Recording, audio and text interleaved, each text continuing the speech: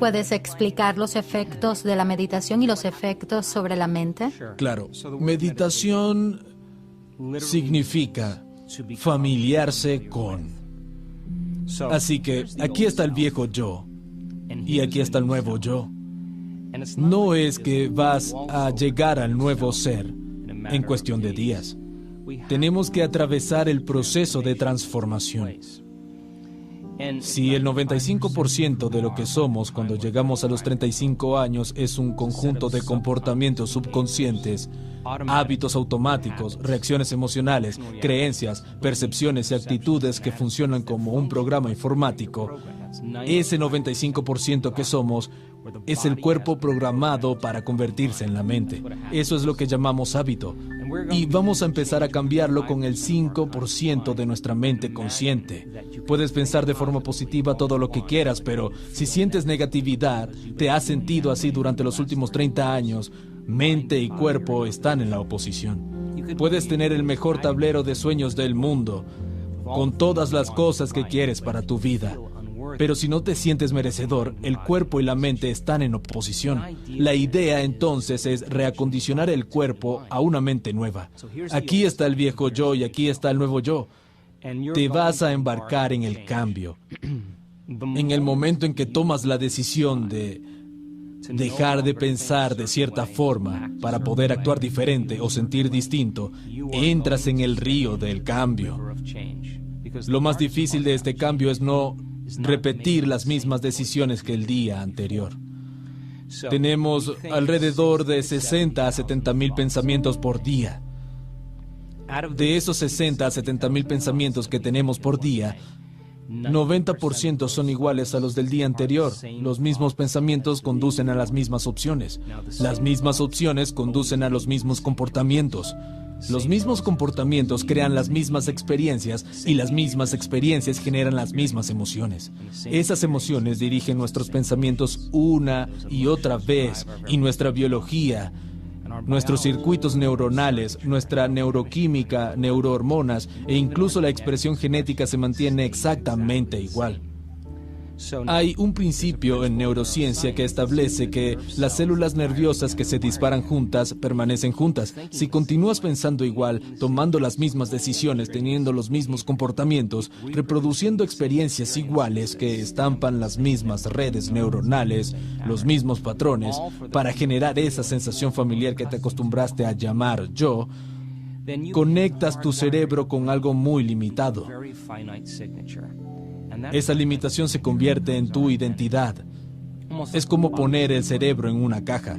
Claro que la caja no existe, pero es el resultado de conexiones neurológicas, pensamientos, comportamientos y emociones que se fijan a través de la repetición frecuente. Así que, cómo piensas, cómo actúas y cómo te sientes es lo que llamamos personalidad. Tu personalidad crea tu realidad personal. Eso es todo. Si quieres crear una nueva realidad personal y una nueva vida, tendrías que cambiar tu personalidad. Significa que tienes que pensar sobre la forma en que estuviste pensando y cambiarla. Tienes que tomar conciencia de tus hábitos inconscientes, tus comportamientos, lo que dices y modificarlos. Tienes que observar las emociones que te mantienen anclado al pasado y decidir si permanecen en tu futuro. La mayoría de las personas tratan de crear una nueva realidad personal manteniendo la misma personalidad y no funciona. Literalmente tenemos que convertirnos en otra persona.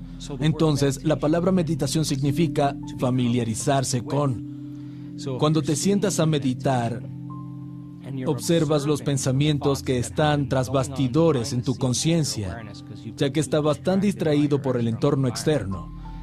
Cuando meditas, estás tomando conciencia de esos pensamientos inconscientes y te estás familiarizando con ellos.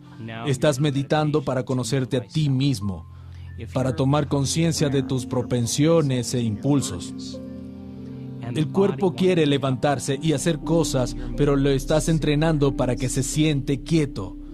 Y le estás diciendo al cuerpo que ya no es la mente, que tú eres la mente. Y estás trayendo a la conciencia esos comportamientos inconscientes. Te estás familiarizando con ellos. Esa es una meditación para conocerte a ti mismo. Si puedes observar las emociones que te llevan a un denominador bajo, registrarlas sin actuar a partir de ellas, sino observándolas, el acto de observación implica que lograste salir del programa. Eres la conciencia que ahora observa el programa y que comienza a objetivar tu ser subjetivo. Te estás mirando a ti mismo a través de los ojos de otra persona. Esto significa que ya no estás en el viejo ser, sino que es tu conciencia pura que lo observa. Ese es el primer paso en el proceso meditativo. Tenemos que encender un fósforo en un lugar oscuro, tomar conciencia profunda de lo poco conscientes que fuimos al no dejar que ningún pensamiento, comportamiento o emoción se deslizara por la conciencia descontrolada. Si estás sentado en meditación y te preguntas, ¿qué es compasión? ¿Cómo puedo estar mejor? ¿Cómo puedo cambiar mi vida? ¿Cómo puedo sentirme mejor conmigo mismo? Observas qué pensamientos tienes y cómo están atados a tu cerebro. Empiezas a revisar los comportamientos de cómo vas a vivir esta nueva vida. El acto de ensayar mentalmente comienza a cambiar el cerebro de vivir en el pasado a vivir en el futuro. En otras palabras, el ensayo mental va a hacer que el cerebro se vea como si esa experiencia ya se hubiera producido. Tienes un nuevo hardware para instalar en tu cerebro que está preparando al cerebro para el futuro. Si lo repites lo suficiente, lo haces una y otra vez, las células nerviosas que se activan juntas permanecen juntas y se te volverá algo familiar. Si puedes cultivar la emoción elevada antes de la experiencia. En otras palabras, el materialista, la persona que está esperando riqueza para sentir abundancia, vive en el modelo de causa y efecto, pero el modelo cuántico es acerca de causar un efecto. Significa que empiezas a experimentar tu propio valor y abundancia antes de que suceda. Sí, puedes empezar a reproducir esa emoción elevada, ya sea de sanación o plenitud. Cuando estás en ese punto, cuando puedes cultivarla una y otra vez, entonces se vuelve algo familiar.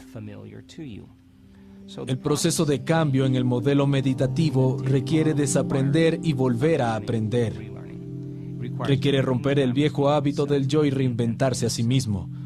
La neurociencia va podando las conexiones sinápticas y hace brotar nuevas conexiones, reconectando y recableando, sacando de la memoria emociones guardadas en el cuerpo y volviendo a condicionar el cuerpo a la nueva mente y nueva emoción. No señalas los mismos genes de la misma manera, sino nuevos genes y nuevas formas.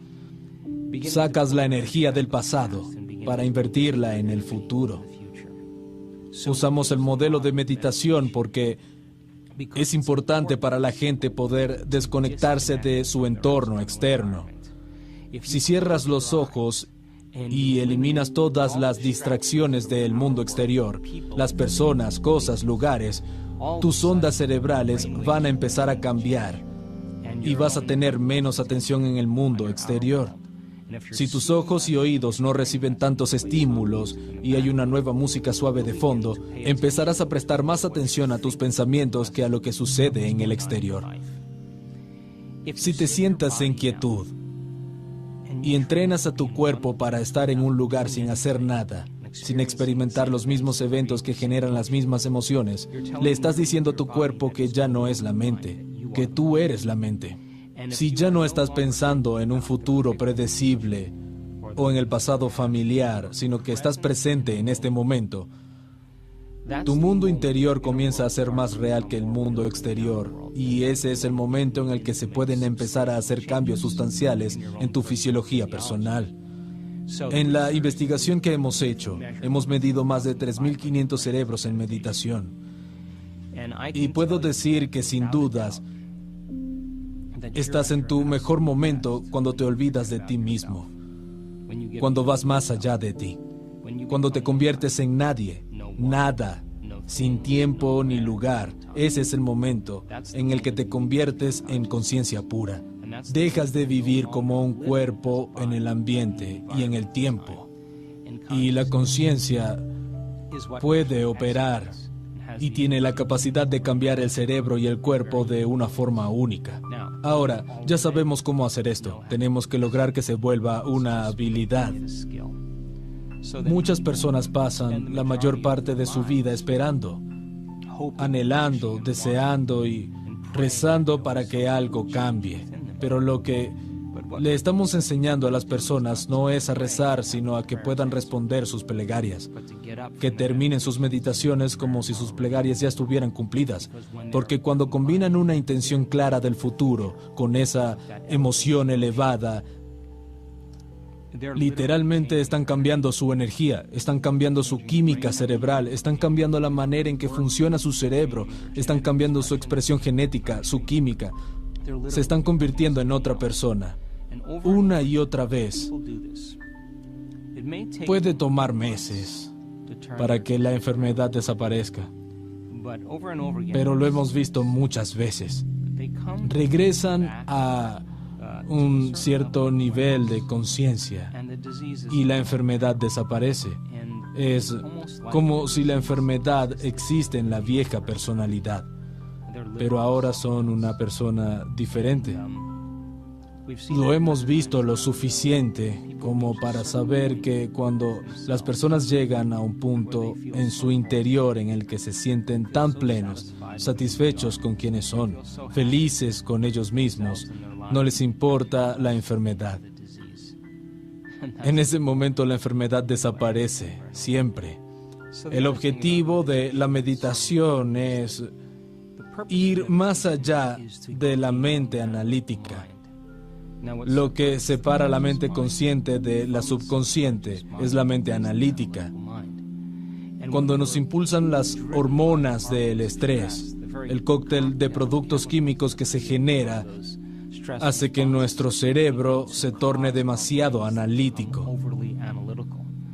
El problema de la mayoría de las personas es que en el momento que están en una reacción emocional, analizan su vida a partir de esa emoción. Esa emoción es un registro del pasado, y las hormonas del estrés te hacen creer que tu mundo exterior es más real que tu mundo interior. El estrés saca al cerebro de su equilibrio. Cuando estás estresado, te centras en los objetos, acotas tu atención a objetos, personas, tu entorno, porque ahí está el peligro. Estás preocupado por tu cuerpo, crees que cuando estás estresado tienes que sobrevivir cuidando tu cuerpo. Estás preocupado por el tiempo. Vivir bajo las hormonas del estrés hace que nos concentremos en tres cosas: el entorno, nuestro cuerpo y el tiempo. Nos volvemos materialistas y definimos la realidad con nuestros sentidos. Limitamos nuestro foco a las cosas y los objetos. Creemos que el mundo exterior es más real que el interior. Tratamos de predecir el futuro basándonos en el pasado. Y nos metemos en problemas porque el cerebro se desequilibra cada vez más. Cuando el cerebro recibe todas estas sustancias químicas, se sobreexcita. Este es un estado muy común para la mayoría de las personas, pero es como conducir un coche deportivo en la autopista a primera velocidad. Permanecen en ese estado por largos periodos de tiempo. El peligro de reducir el foco a objetos, cosas y personas es que el cerebro queda atrapado en la sobreexcitación y está condicionado a creer que lo que tiene enfrente es el mundo real. ¿Por qué sacarías tu atención del mundo exterior si a la vuelta de la esquina hay un depredador? ¿Por qué abrirías tu corazón y confiarías si sabes que abundan los peligros? ¿Por qué querrías aprender cuando debes huir, luchar o esconderte? Más del 70% del tiempo en el mundo occidental, las personas están bajo algún tipo de estrés. Repetir este proceso hace que las redes neuronales se compartimenten, se subdividan, y el cerebro se vuelve incoherente, se desequilibra. Si nuestro cerebro es incoherente y desbalanceado, nosotros también. Y si nuestro cerebro no funciona bien, nosotros tampoco. Al mismo tiempo, el corazón, que tiene su propio pequeño cerebro, su propia pequeña inteligencia, empieza a funcionar de forma incoherente. Esto afecta a nuestro cuerpo porque manda señales aberrantes. Cuando meditas, te desconectas de tu entorno, y cuando llegas más allá de tu cuerpo, trasciendes el tiempo lineal el mundo interior comienza a ser más real que el exterior. Cuando puedes olvidar que eres un nombre, un género, un armario, un número de seguro social, tu profesión, que estás casado o soltero, que eres vegetariano, en el momento en que te olvidas quién eres, tu identidad, tu cuerpo, las cosas que posees, el lugar donde vives, el lugar donde estás sentado, te olvidas del tiempo. Es casi como el ego, la personalidad, de pronto está vacía. Cuando eso ocurre, diferentes compartimentos del cerebro que estaban subdivididos comienzan a sincronizarse. Hemos medido esto una y otra vez. Lo que se sincroniza en el cerebro, se enlaza en el cerebro. Como si diferentes compartimentos en comunidades de neuronas, los barrios de neuronas, comienzan a organizarse con coherencia, en orden. Te sientes más pleno y más como tú mismo. Al mismo tiempo que esto ocurre, toda la energía guardada en los centros de supervivencia asciende hacia el corazón y la persona comienza a enamorarse del momento presente. Se sienten conectados a algo más grande. Cuando vivimos bajo las hormonas del estrés determinando nuestra realidad, con nuestros sentidos como materialistas, nos separamos de la posibilidad. Creemos que estamos separados de todo. Vivimos en un reino donde estamos definiendo la realidad con nuestros sentidos y si no podemos verlo, olerlo, probarlo, sentirlo, no existe. Eso hacen las sustancias químicas. Pero cuando la energía se mueve al corazón, comienza a producir un campo magnético profundo. Cuando vives bajo los químicos del estrés, te alejas de este campo vital alrededor de tu cuerpo. Se convierte en química y el campo alrededor de tu cuerpo comienza a encogerse. Lo medimos. Te conviertes en más materia y menos energía, más partículas y menos onda. Y este es el problema. Cuando las personas son material, intentando cambiar la materia, toma una cierta cantidad de tiempo obtener lo que quieren, porque tienen que arrastrar su cuerpo a través del espacio una y otra vez para lograr sus objetivos. Tratan de forzar el resultado, predecirlo o controlarlo instintivamente, porque son materia tratando de producir un efecto sobre la materia. Cuando la energía se mueve a tu centro y el campo alrededor de tu cuerpo comienza a expandirse, no estás sacando de ese campo energético, sino aportándole. Cuando el corazón empieza a ser coherente, se pone rítmico y se organiza. Es como dejar caer una piedra en el agua. Produce una onda. Si puedes sostener ese estado, es como dejar caer una piedra, luego otra y luego otra, creando ondas que siguen formándose. Envías una señal al campo energético. Si puedes sentir esa profundidad de forma plena, estás tirando piedras más grandes en el agua y produciendo ondas más grandes. Toda la energía es frecuencia y toda la frecuencia lleva información. Si tuvieras la intención de lo que sea que quieras que venga con esa ola de energía, esa emoción elevada, comenzarás a transmitir una nueva señal en el campo. Lo que sea que transmitas, lo vives como destino. Y cuanto más tiempo tu conciencia puede permanecer en esa energía, estás haciendo que el futuro vaya hacia ti. Haces colapsar el tiempo y el espacio que van hacia ti, porque estás creando desde el reino que subyace a la materia. En este reino eres más materia que energía. Cuando esto sucede, cerebro y corazón son más coherentes, y a medida que el corazón se organiza mejor y se siente más coherente, envía una profunda señal al cerebro. Analizamos menos y confiamos más. No tratamos de forzar los resultados ni controlarlos. Confiamos porque nos sentimos conectados a algo más grande.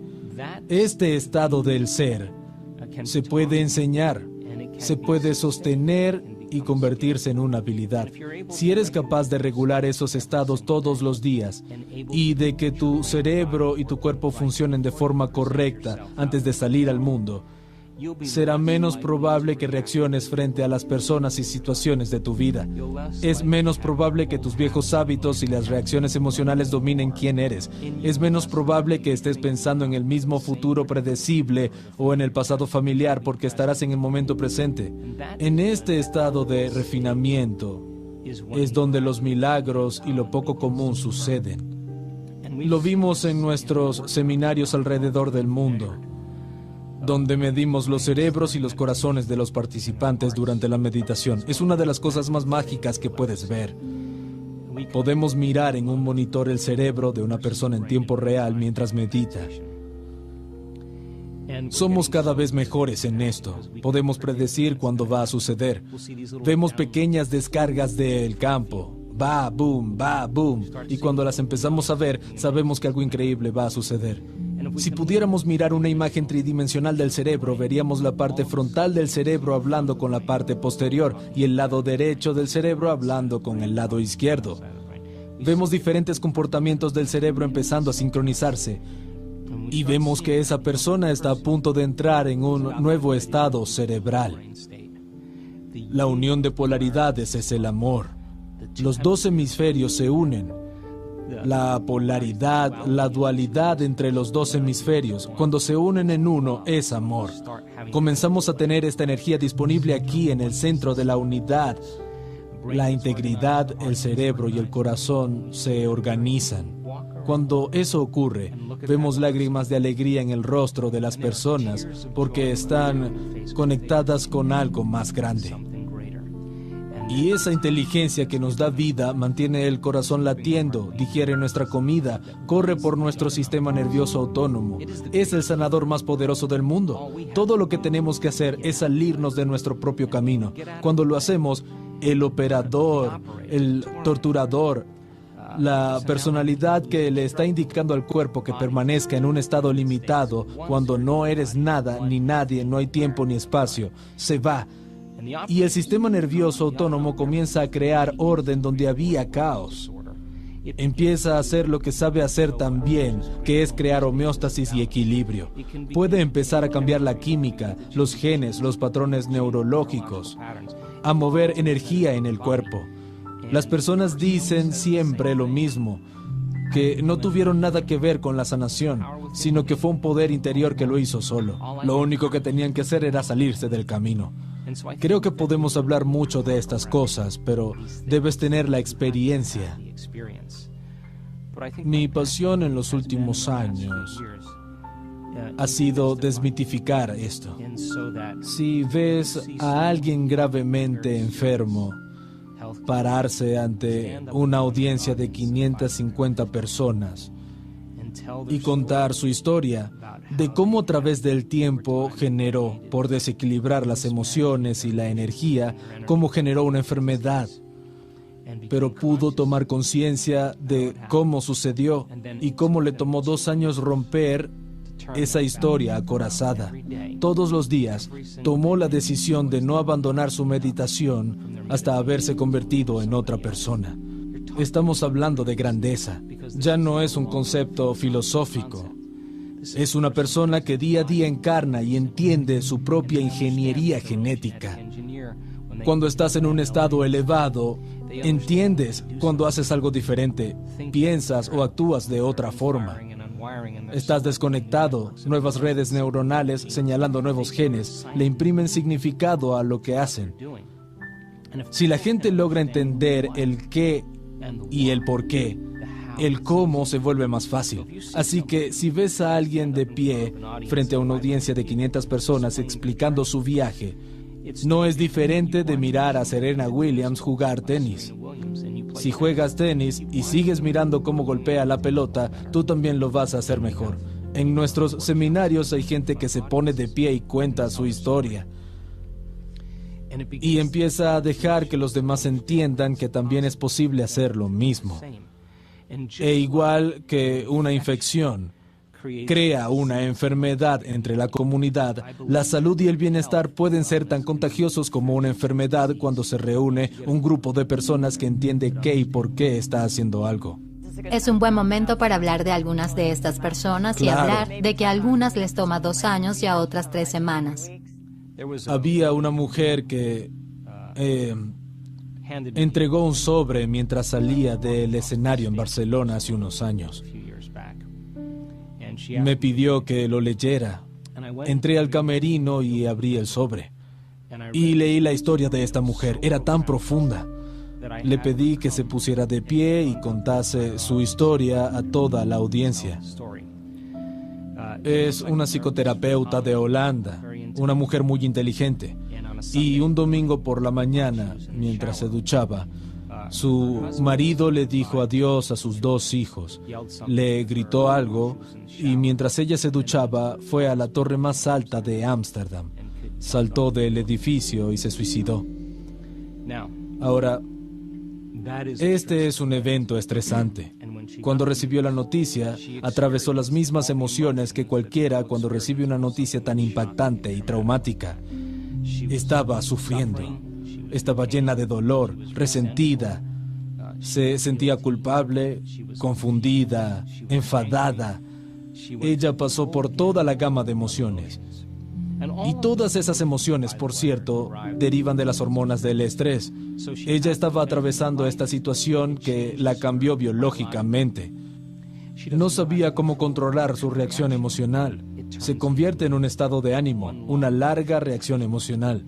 Si sigues revisando el evento en tu mente, tu cuerpo y tu cerebro producen la misma química como si siguiera sucediendo.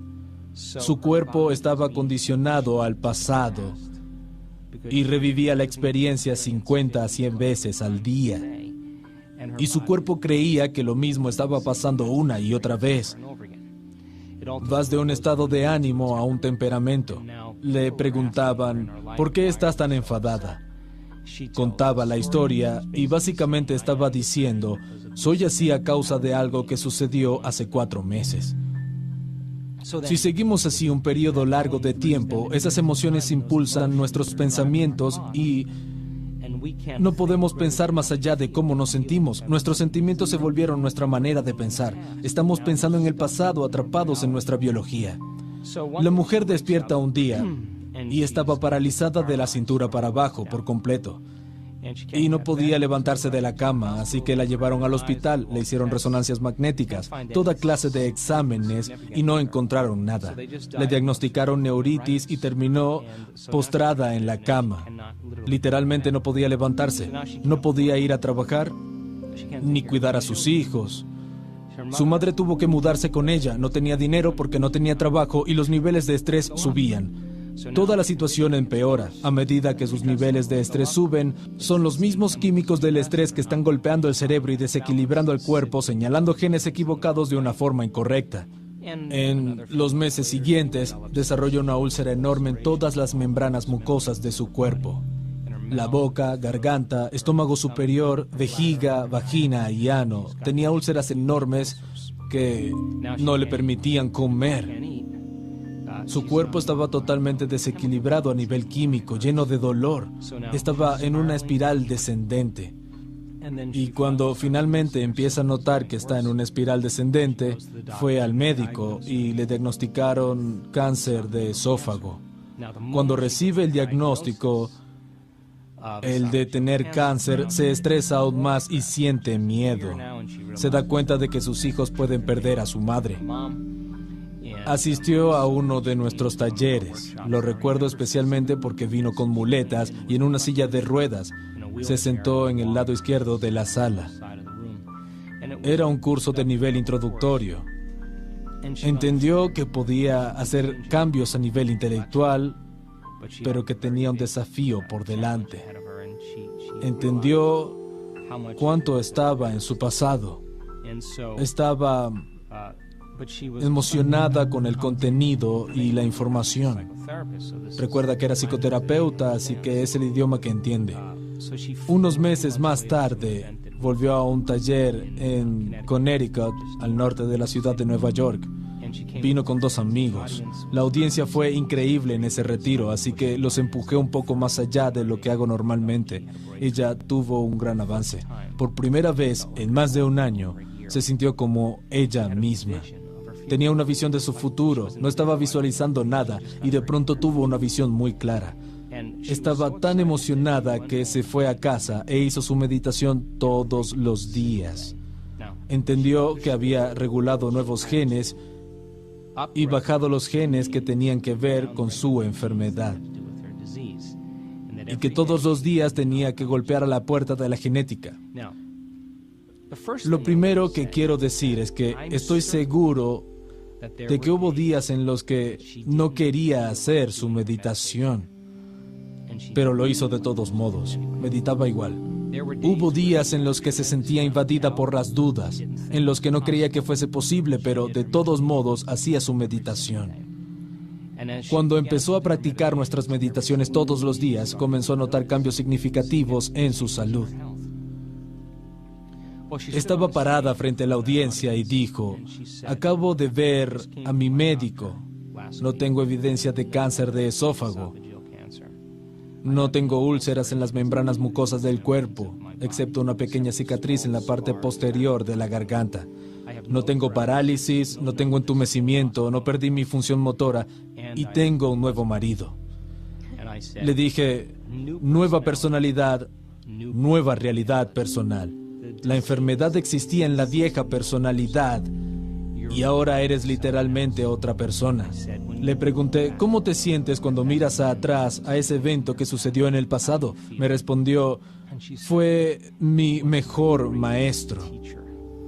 Le pregunté: ¿tienes alguna emoción cuando piensas en ese evento? Me dijo: no. Le dije: la memoria sin carga emocional se llama sabiduría.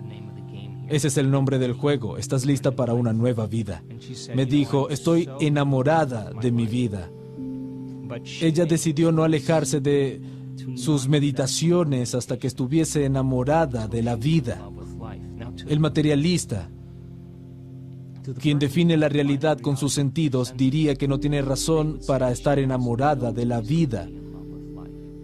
Perdió a su marido, su trabajo, no puede cuidar a su hijo, está paralizada, padece cáncer, tiene todas estas afecciones. Pero ella tomó la decisión de que cada día iba a condicionar su cuerpo en el futuro y no en el pasado. Se paró frente al público y dijo: estoy tan enamorada de la vida. Le respondí: por supuesto que lo estás. Tú la creaste desde ese lugar que llaman estar enamorado de la vida. Gracias a ella y las opciones que tomó para superarse a sí misma y no estar definida por el pasado, trabajando en ello todos los días superó algún aspecto de sí misma. Un poco más allá, renunciar al aspecto limitado del ser para crear un ser mayor, quitar las máscaras, las emociones y la fachada que bloquean el flujo de inteligencia dentro de nosotros. Todos los días hacía contacto con este poder en su interior. Tarde o temprano comenzó a obtener las instrucciones correctas y pasó de ser una persona muy enferma a una persona muy sana. Para mí, ella es luz en este mundo. Para mí, ella está más cerca de la verdad que cualquier erudito o cualquier académico. Ella lo vivió y gracias a su testimonio, otras personas con cáncer de ovario y distintas afecciones ganaron la fuerza para transformar sus vidas. Mencionaste que hubo días en los que no quería hacer su meditación, pero la hizo de todas formas. ¿Cómo luchas contra el dolor? Sí, así que es una gran pregunta. Podemos filosofar sobre esto, pero cuando estás enfermo, lo más difícil es pensar por encima de cómo te sientes. Y si no puedes hacerlo, tu cuerpo está dirigiendo tu vida.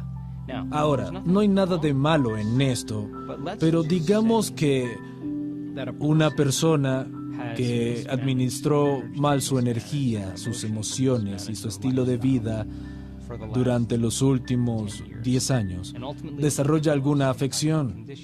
El desequilibrio continuo golpea la puerta de la genética y se convierte el gen en enfermedad. Les tomó 10 años crear esa afección. Tenemos que ser realistas y entender que va a tomar algún tiempo volver a golpear la puerta genética y reprogramar el gen de una nueva forma. No esperes hacer tu meditación y sanar 2 días después. Es un proceso y una habilidad que requiere repetición, comprensión, reagruparse, volver a aprender y colmar el cerebro con conocimiento. Requiere mantenerse coherente para empezar a ver algunos efectos. Es como cuando estás pescando y enganchas un pez. En el momento en que te das cuenta de algún cambio en tu cuerpo, algo empieza a cambiar. Es todo lo que necesitas, porque una vez que tienes esa sensación vas a correlacionar lo que estás haciendo en tu interior con el efecto que produce afuera. Vas a empezar a hacerlo con más pasión, más sinceridad y certeza absoluta. Lo bueno de todo esto es que eres capaz de cambiar tus ondas cerebrales e ir más allá de tu mente analítica. Practicaste tu meditación todos los días. Llegar a ese momento sagaz, a la generosidad del momento presente. Te olvidas de tus obligaciones, de tus relaciones, de las cosas que hiciste ayer. Estás tan presente en este momento que ya no eres una cara, un cuerpo, una identidad, no tienes nada, pura conciencia. En ese momento tu conciencia se fusiona con una conciencia mayor. Cuando tu mente consciente fusiona tu mente subconsciente, estás en el sistema operativo donde un cambio verdadero es posible. Si practicas la manera de superar tu cuerpo en una meditación todos los días y estás enfermo, cuando te sientes a meditar, debes ser capaz de ir más allá de tu entendimiento, de ser un cuerpo. Si puedes hacerlo, tu cuerpo ya no es la mente y puedes empezar a trabajar con tu cuerpo, ajustarlo a una nueva mente. Si no tienes la capacidad de ir más allá de tu cuerpo en una meditación, estás tratando de cambiar tu cuerpo con un cuerpo. Quieres cambiar materia con materia. Y eso tiene efectos muy lentos. Va a producir efectos, pero van a tomar algún tiempo. Si tú estás entrenando tu habilidad para regular y cambiar tus ondas cerebrales e ir más allá del cuerpo, superar tu identidad, ir más allá del espacio y del tiempo. Si lo haces bien, cuando llegue el momento de sanar tu cuerpo, si tienes la capacidad de ir más allá de tu cuerpo, no importa cuán enfermo estés, cada vez que vas más allá de tu cuerpo, eres conciencia con cierta energía educando a tu cuerpo. No desde tu cuerpo, sino de un lugar epifenomenológico que es más grande que tu cuerpo. De nuevo, para desmitificar el proceso, creo que requiere un poco de entrenamiento. Y cuando la gente llega al punto en el que va más allá de sí misma, es cuando sucede la magia, una y otra vez. Sí, al principio va a ser difícil porque estás en un cuerpo. Empiezas a hacer tus meditaciones y te preguntas, ¿estoy mejor? En ese momento acabas de volver al viejo yo. El nuevo yo nunca miraría a ver si está mejor, se queda en ese estado.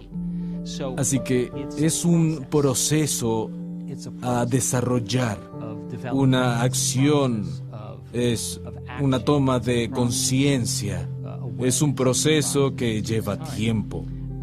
Lo vimos tantas veces que puedo decir que es una ley. ¿Podrías decirme algo sobre el efecto placebo? ¿Cómo puede ser que haya pacientes que reciben una píldora de azúcar, una inyección salina, o se les realiza una cirugía o tratamiento falsos? Y un porcentaje de esos pacientes que aceptarán, creerán y se entregarán a la idea de que se les está dando la sustancia o el tratamiento verdadero y programan su sistema nervioso autónomo para crear su farmacia de químicos que coincide con el químico exacto que creen que están tomando. Así que la pregunta ¿es la sustancia inerte que cura? ¿O es la capacidad innata que tiene el cuerpo para curarse? La sanación no viene de la píldora de azúcar, sino del pensamiento. La píldora es un condicionante que representa una posibilidad en el futuro de alguien. Podemos llamarlo una intención. Un porcentaje de esas personas comenzarán a sentirse inspiradas, entusiasmadas, llenas de Dios, esperanzas, agradecimientos, cosas que podrían funcionar. Están combinando una intención clara con una emoción elevada. En ese momento se están moviendo de la biología de su pasado hacia la biología de su futuro. Entonces la pregunta es, ¿necesitas la píldora de azúcar o la inyección salina o el tratamiento falso para alcanzar un nuevo estado de ser, en lugar de elegir lo que ya conoces para ayudarte a sanar? ¿Puedes elegir lo desconocido, un nuevo potencial en el campo cuántico sin salir de ti? Y revisitar ese desconocido una y otra vez hasta que tu biología lo comprenda. ¿Es posible que produzca los mismos efectos? La respuesta es sí, absolutamente. En los estudios de depresión de los pacientes que toman un placebo, el 81% responde también al placebo como lo harían los antidepresivos. ¿Qué significa eso? Significa que están haciendo su propia farmacia de antidepresivos y su cuerpo y sistema nervioso son los mejores farmacéuticos del mundo. Es verdad que en los estudios de depresión los pacientes tuvieron que tomar el placebo durante 6 u 8 semanas y combinarlo cada día con una intención clara y una emoción elevada para moverse a un nuevo estado de ser, aceptar, creer y rendirse a la idea de que están recibiendo la sustancia real. Comienza a programar su biología para cambiar. Si se tarda 6 semanas en curar la depresión, moviéndose de un estado de ser, es un buen parámetro para entender que puede tomar de 6 a 8 semanas si lo haces a diario para que algo cambie. La belleza del placebo radica en que se basa en la creencia y para la mayoría de las creencias surgen de experiencias pasadas. Algunas experiencias que has tenido te marcaron neurológicamente y te condicionaron a nivel emocional. Tendemos a pensar y sentir en base a la biología de nuestras experiencias pasadas. Cómo piensas y cómo te sientes crea un estado de ser. Si combinas pensamiento y sentimiento, pensamiento y sentimiento, pensamiento y sentimiento, se llama actitud. Buenos pensamientos conectados a buenos sentimientos generan una buena actitud. Pensamientos negativos conectados a malos sentimientos generan una mala actitud. Una actitud es un estado más corto. Puede ser buena por la mañana, mala por la tarde. Si tomas actitudes y las encadenas, generas una creencia. Una creencia no es más que un pensamiento que tienes una y otra vez hasta que se fija en tu cerebro. Los límites de nuestras creencias son nuestros sentimientos. Cuando se desafían las creencias, por lo general, no nos sentimos bien. Cómo piensas y cómo te sientes crea un estado de ser. La repetición de pensamientos y sentimientos en el tiempo condiciona al cuerpo para subconscientemente convertirse en la mente. Todas las creencias son estados subconscientes del ser. La gente ni siquiera sabe que tiene creencias sobre medicina, Dios, relaciones, amor, género. Fueron programadas subconscientemente. Si juntas cada creencia, las encadenas, una creencia, otra y otra, tienes lo que llamamos percepción. La percepción determina las decisiones que tomamos, las cosas que creamos en nuestra vida, las relaciones que tenemos e incluso los comportamientos que demostramos. Si quieres estudiar las creencias de alguien, estudia sus comportamientos. Te darán un gran volumen de información sobre esas personas. Si estás programado para creer que necesitas algo externo para sanar, se convierte en creencia. Y claro que vas a necesitar algo para ayudarte a sanar. Si crees que necesitas una vacuna contra la gripe para no tener gripe, es más probable que te enfermes independientemente de si te dan o no la vacuna, porque es tu creencia. Cuando escribí El placebo eres tú, estaba tan fascinado con el concepto porque empecé a darme cuenta de lo programados que estamos a nivel inconsciente. Cuando empiezas a estudiar el placebo, te das cuenta de que hay muchos estudios que prueban una y otra vez que nuestra capacidad innata para sanar es un hecho. Si tomas a un grupo de asmáticos y tienes una droga que induce el asma y otra que lo detiene, a una persona le das la droga que lo induce, pero le dices que le estás dando la que lo cura. Más de la mitad de las personas del grupo no tendrán síntomas de broncoconstricción. En otras palabras, el pensamiento es más poderoso que el químico. Si las personas comienzan a desentrañar este concepto, a darse cuenta de que tienen la capacidad innata para sanar, que pueden trabajar combinando y regulando sus estados internos, producirán su propia farmacia de productos químicos para el dolor, la depresión, anticuerpos, inflamación. Hace poco hicimos un estudio increíble en uno de nuestros talleres avanzados en Tacoma, Washington. Tomamos a 120 personas para medir los niveles circulantes de cortisol y un químico llamado inmunoglobulina A o IgA. Cuando estás estresado y desequilibrado, los niveles de cortisol suben. El pico de cortisol es alrededor de las 8 de la mañana. Para el estudio medimos el nivel de cortisol y los niveles de IgA de esas 120 personas en un momento específico de la tarde. Tomamos todas las medidas al inicio del taller. Después de 4 días y medio de entrenamiento, volvimos a medirlas para observar los cambios epigenéticos y químicos que fueron productos del trabajo interior. La mayoría había disminuido los niveles de cortisol, lo que significa que ya no estaban en modo supervivencia. No estaban estresados, pero lo más relevante fue que los niveles de IgA pasaron de 51 a 83, el tope máximo de lo que se considera un nivel elevado. Algunas personas estaban en los 100. La IgA es la principal defensa contra bacterias y virus. Es superior a la vacuna contra la gripe. Cuando generas una emoción elevada, como gratitud, aprecio, cuidado, bondad o inspiración, activas el sistema inmunológico y este empieza a crear orden donde había caos. Comienza a liberar todo tipo de sustancias químicas para generar y restaurar el cuerpo. Con solo 10 minutos de una emoción elevada, esos químicos permanecen activos el resto del día. En los talleres comenzamos cada meditación generando emociones elevadas y aprendiendo a sostenerlas.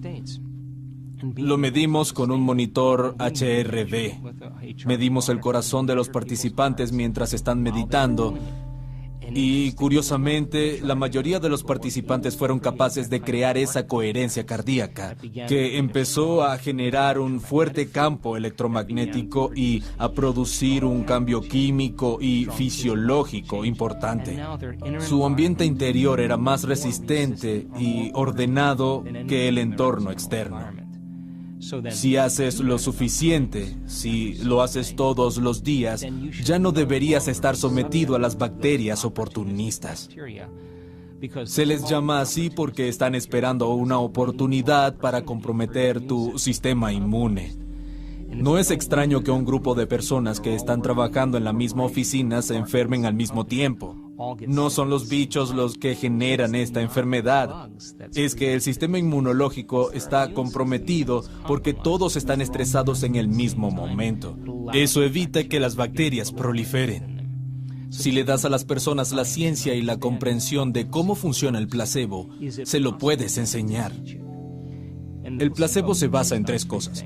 Condicionamiento. Se les administra a algunas personas una píldora. Notan un cambio en su estado interior. Les das otra píldora. Les quitas el dolor. Les das una píldora nuevamente y alivia el dolor. Esta última píldora era una sustancia inerte, pero que se parece a la anterior. Por condicionamiento, el cuerpo produce los mismos químicos. La segunda es la expectativa. Esperas que ocurra algo. En el momento en que seleccionas ese potencial, ese posible acontecimiento en el futuro, tu cuerpo comienza a prepararse fisiológicamente para el evento. 40 a 50% de las personas diagnosticadas con cáncer A quienes se les dice que van a sentir náuseas en su primer tratamiento de quimioterapia, tienen náuseas en el viaje hasta la sesión. Es el resultado que están esperando. Su cerebro y cuerpo están en esa realidad futura, pero en lugar de hacerlo de esa forma, ¿es posible que el 40 o 50% de la gente mejore en su camino al trabajo, anticipando que va a suceder algo maravilloso? Es el mismo principio. Cambiar la biología para producir un efecto puede causar algunos cambios muy significativos. Puedes decirle a un paciente en un estudio con placebo, vamos a darle un fármaco, y si el médico es entusiasta, funciona mejor. Te aliviará el dolor. Y si todos están entusiasmados, la persona comienza a anticipar que el dolor desaparece. Comienzan a producir su propia morfina y dejan de reaccionar al estímulo que les causaba dolor. La tercera es otorgarle sentido a algo. Si dices, oye, aquí están los receptores de tus células nerviosas, tienen que juntar serotonina del espacio sináptico. Es el químico que mantiene a la serotonina y elimina la depresión. Miras los gráficos e imprimes de significados el por qué están tomando esa píldora. Los resultados van a ser mejores. Si le explicas a las personas cómo condicionar su cuerpo a una nueva mente, es el placebo. Si les explicas cómo, en lugar de elegir lo peor que podría sucederles, eligen lo más increíble y lo abrazan emocionalmente, igual que generan ansiedad, pueden generar bienestar, sanación y salud. Si imprimes de significado lo que están haciendo y les enseñas por qué usamos la ciencia como modelo contemporáneo para explicarlo y desmitificarlo. No alcanza con entenderlo intelectualmente, tienen que recurrir a alguien cercano, poder hablar de esto, compartirlo. En nuestros talleres aprenden información y luego se las explican y comparten a los demás. Si lo puedes explicar, está conectado a tu cerebro, estás instalando el hardware. Cuando se trata de enseñar, establecemos las condiciones y el entorno para que practiquen. Si logran que el comportamiento se corresponda con la emoción, combinando estas tres cosas, deberían ver algún tipo de transformación. Hemos medido la transformación una y otra vez y se están convirtiendo en una ley científica. Pienso que no debemos esperar a que la ciencia nos dé permiso para hacer lo poco común.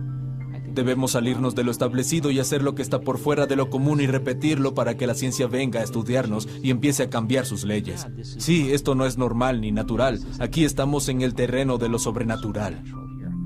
Hablamos de romper el modelo convencional.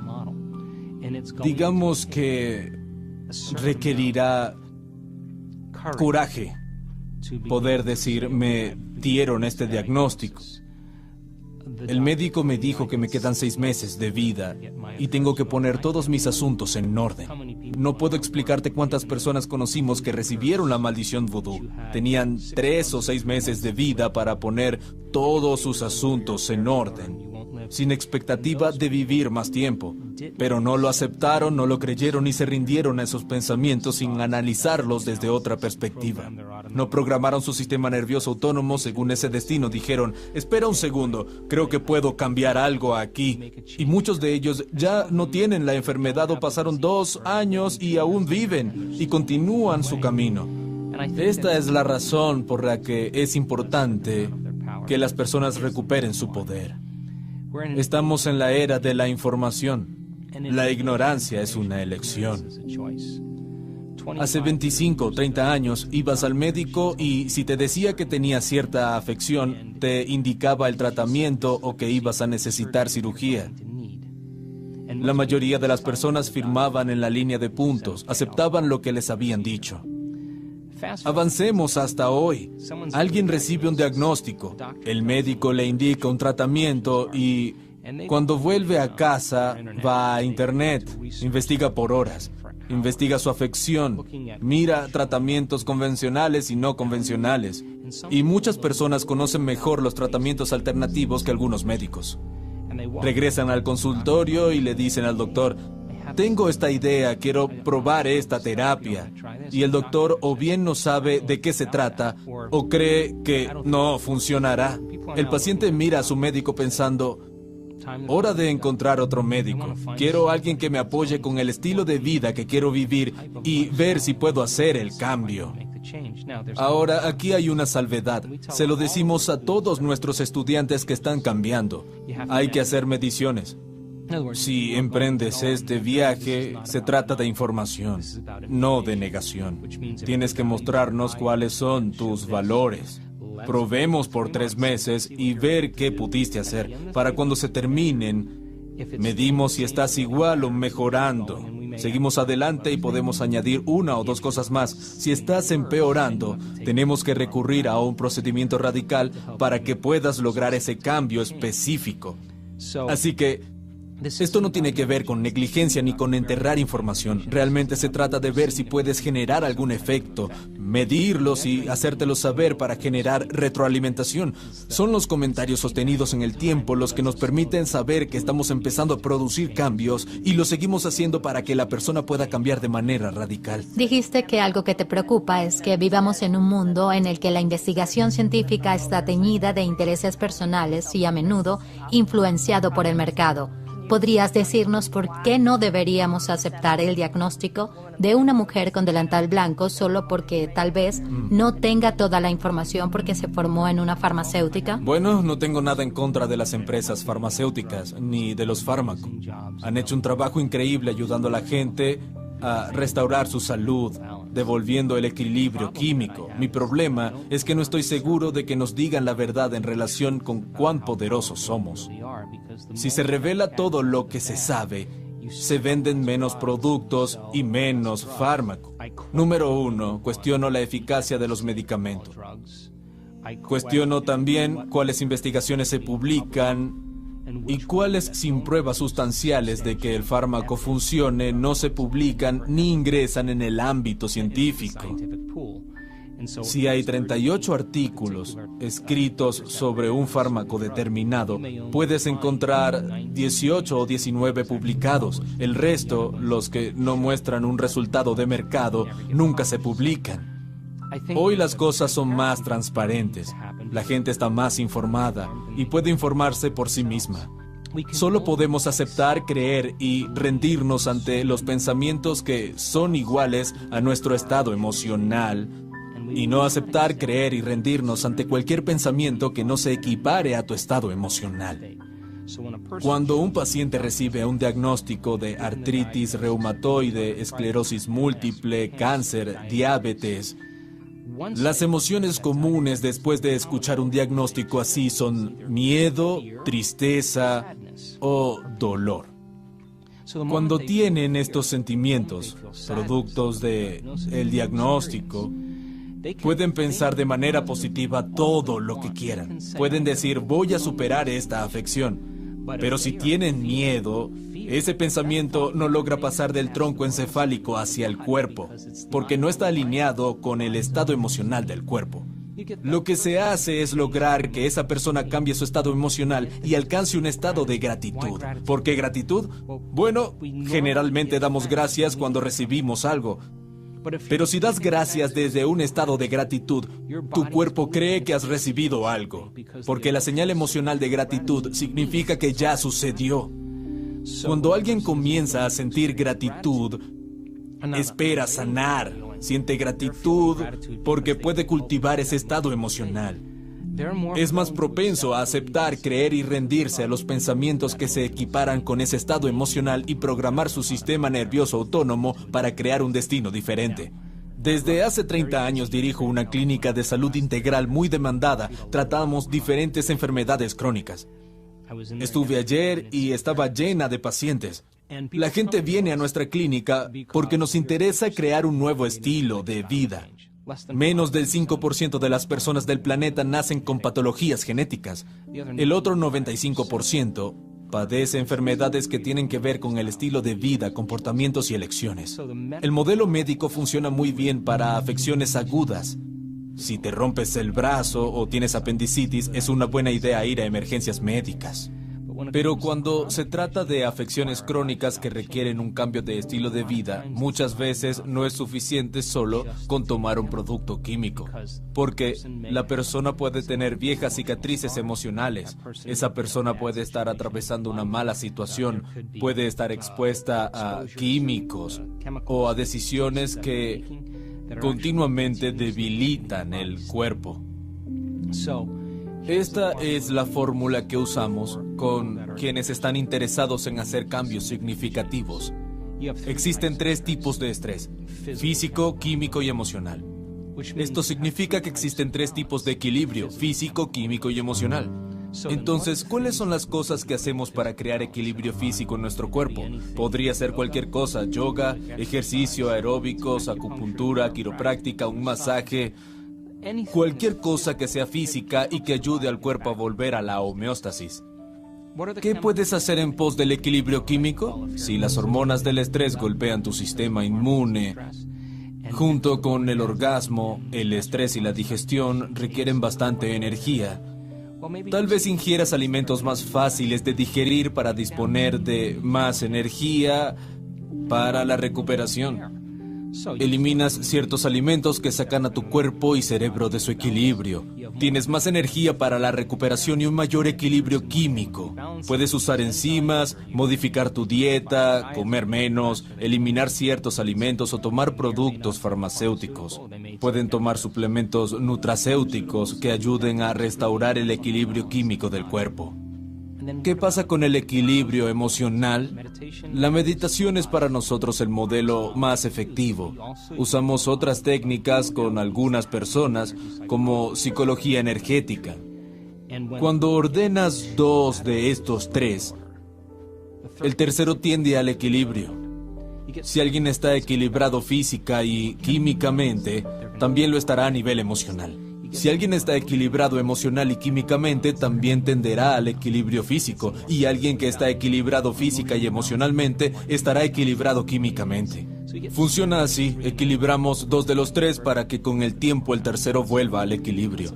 Es un modelo sólido cuando se trata de la práctica de mantener cierto nivel de salud y ayudar a las personas a ir de un estado a otro. Me encanta el concepto de posibilidades infinitas. ¿Podrías hablar de cómo la opinión de un médico es solo una posibilidad? Cuando una persona recibe un diagnóstico, es un pronóstico que se basa en lo normal o lo natural. Cuando ves a las personas que están bajo el capricho del condicionamiento de cómo deben vivir su vida, en el momento en el que reciben ese diagnóstico, están sometidas a los mismos tratamientos que la mayoría de la gente y van a responder de la misma manera porque están regalando su poder a algo exterior. Pero un diagnóstico y un pronóstico son también un potencial en el campo infinito de posibilidades. Este es un tema muy sensible cuando se trata de ética. Creo que los médicos son hoy más compasivos con los pacientes y entiendo que quieren darles esperanza y apoyar sus metas en el área de la salud. Cuando alguien recibe un diagnóstico, es importante que entienda que puede caer presa del pronóstico, sin siquiera tener en cuenta que existen otras opciones, sin darse cuenta de que tal vez se deba hacer algo de otro modo, de que tal vez se deban hacer elecciones diferentes, que tal vez deba ir más allá de ciertas emociones y superar una forma de pensar limitante. Si comprenden que son capaces de hacer eso, se abren más posibilidades como resultado de sus cambios personales. En ese momento abren los ojos y comienzan a suceder cosas mágicas en la vida de las personas. Viven más de lo que esperan, el dolor desaparece, mejora su calidad de vida, empiezan a haber cambios biológicos, neurológicos, cambios químicos y hormonales. La educación es muy importante para entender que en el espectro del mundo cuántico hay posibilidades infinitas en este preciso momento. Si puedes estar presente sin pensar en lo que podría suceder o lo que sucedió en el pasado, practicar todos los días este proceso, este viaje interior de estar presente. Si continúas practicándolo, no hay futuro predecible ni pasado o familiar. Estás en el momento presente. Habrá posibilidades que no hayas considerado antes. La belleza detrás de todo esto es que cuando te abres a la posibilidad y dejas de enfocarte en lo conocido o lo familiar, empiezas a experimentar esas sincronicidades, casualidades, coincidencias que están sucediendo a tu alrededor. No estás invirtiendo tu energía en un futuro predecible o en un pasado familiar. Puedes enseñar eso. Cuando las personas se centran en sí mismas y practican esperar lo impredecible, van a empezar a suceder cosas que no habían imaginado, posibilidades en las que no habían pensado. Si las hubieran pensado, las hubieran puesto en práctica o serían conocidas. Tenemos que ampliar el mundo de posibilidades a lo desconocido. Me interesa este proceso sobrenatural. Creo en el potencial humano y he sido testigo de la transformación y sanación lo suficiente como para decir que cualquiera puede hacerlo si se le da la explicación apropiada. ¿Podrías darnos algún último mensaje? Voy a asumir que la expresión de esta inteligencia divina dentro de nosotros es la expresión de la vida, que es igual a la salud del cuerpo.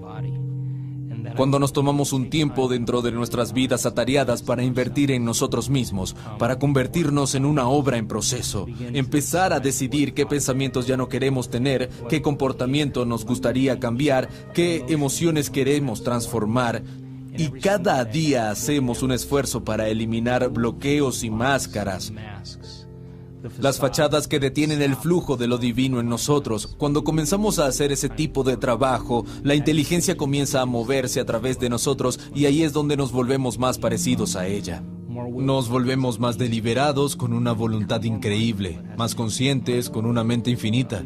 Nos volvemos más conscientes, más amorosos. Es una inteligencia amorosa, más generosos. Es un dador de vida. Es nuestra naturaleza. Esta inteligencia se vuelve más de nuestra mente y el efecto secundario es que pasamos de un estado egoísta a uno desinteresado. La transformación hace algo realmente increíble. Cuando te liberas de las cadenas de esas emociones que te mantienen anclado en el pasado y pasas de partículas a ondas de materia a energía y empiezas a liberar energía y tu corazón empieza a abrirse, te sientes conectado con algo más grande. Solo hay una cosa que quieres hacer cuando te sientes así, y eso es dar. Dices, me siento tan increíble que quiero compartirlo. Es una tendencia natural querer compartirlo porque te sientes tan pleno que es imposible desear. ¿Qué vas a desear cuando te sientes pleno? Para mí, ese es el estado natural del ser. La enfermedad no puede existir en ese estado de plenitud y creo que es accesible en nuestras vidas y que la gente puede llegar a esos estados sagaces y hacer que se vuelvan más constantes. ¿Cómo accedemos a lo sobrenatural?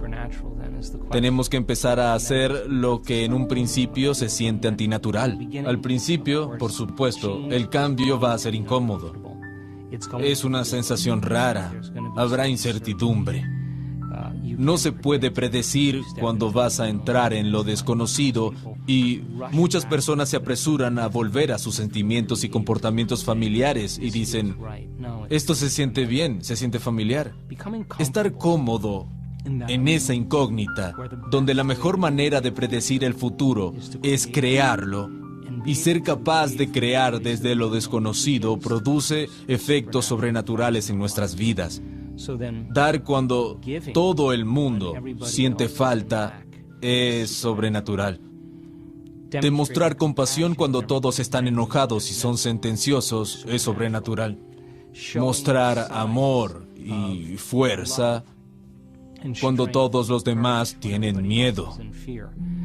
Creo que si seguimos haciendo lo que se siente artificial, tarde o temprano comenzará a convertirse en natural. Este es un momento en la historia en el que la gente está buscando respuestas y secretamente creen en sí mismos, creen en nosotros mismos y en las infinitas posibilidades. Hace que la vida sea realmente emocionante. Ahí es cuando nuestra voluntad coincide con esa inteligencia interior. Cuando nuestra mente coincide con esa mente más grande y cuando nuestro amor por la vida coincide con su amor por la vida, siempre responde la llamada.